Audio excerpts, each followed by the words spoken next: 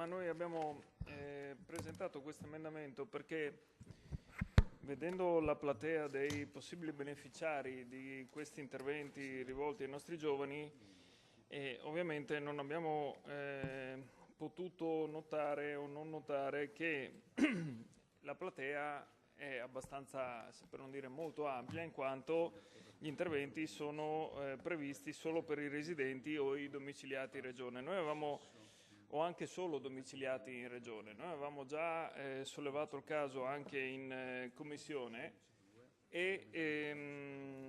perché appunto ci chiedevamo come mai in altre nostre iniziative, ovviamente anche di welfare, di diciamo così, valore sociale, mettessimo dei requisiti anche molto più stringenti, che arrivano fino a 24 mesi di residenza addirittura, per cui noi aiutiamo determinate persone. Penso alla misura di inclusione attiva, penso anche alla SIA nazionale che è stata poi approvata.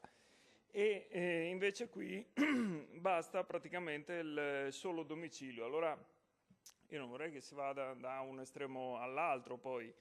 In commissione c'era stato risposto dall'assessore che questo, essendo diciamo così, previsto anche l'utilizzo di fondi comunitari, non si poteva inserire. Noi abbiamo provato a fare una verifica, abbiamo provato a vedere che anche in altre parti d'Italia ci sono dei regolamenti per i bandi che vengono previsti per il Fondo Sociale Europeo, dove viene comunque richiesto, ripeto, un minimo, perché qui stiamo parlando di almeno 6 mesi di residenza, viene comunque inserito anche questo requisito.